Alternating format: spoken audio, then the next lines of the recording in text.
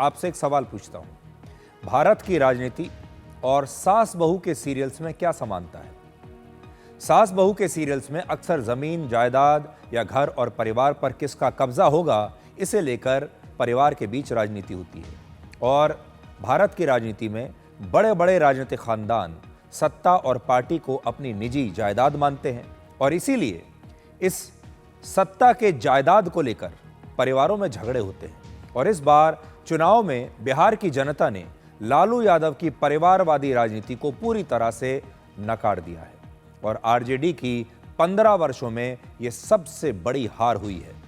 लालू यादव के परिवार में अब नेपो किड्स आपस में ही झगड़ा कर रहे हैं। देखिए, ये शब्द आपने बहुत सुना होगा, नेपो किड्स, लेकिन आज हम राजनीति के नेपो किड्स की बात करेंगे। हमारे देश में जो विपक्ष के नेता हैं वो जेन जी से तो बहुत उम्मीद रखते हैं कि जेन जी देश में विद्रोह करेगा, लेकिन वो ये नहीं मानते, ये नहीं जानते कि हमारे देश का जेन जी सबसे ज़्यादा नफरत नेपो किड्स से ही करता है। उसे सबसे ज़्यादा आपत्ति नेपो किड्स को लेकर है और सबसे ज़्यादा नेपो किड्स हमारे देश में भारत की राजनीति में हैं।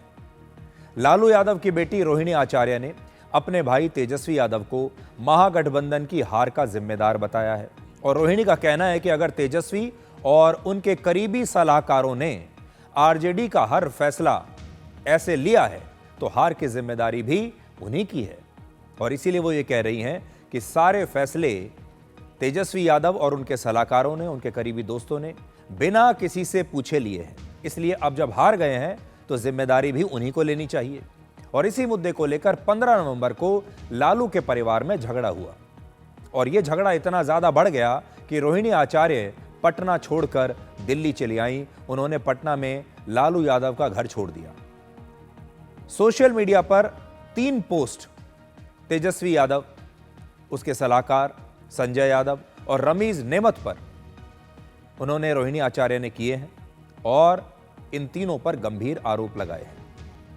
लालू यादव की बेटी ऐसा लिख रही है कि उन्हें जलील किया गया, उन्हें गंदी गालियां दी गई, उन्हें मारने के लिए चप्पल तक उठा ली गई और उनके माता पिता रो रहे थे और उन्हें रोते हुए छोड़कर वो दिल्ली आ गई। अपने साथ हुई इस बदतमीजी को लेकर उन्होंने बहुत सारी इमोशनल बातें लिखी हैं। रोहिणी आचार्य ने कहा कि तेजस्वी यादव अपनी बहनों के साथ बदतमीजी करते हैं। अगर कोई सवाल उनसे पूछ लिया जाए तो फिर उसे गालियां दी जाती हैं, यहां तक कि चप्पल से मारने की बात की जाती है।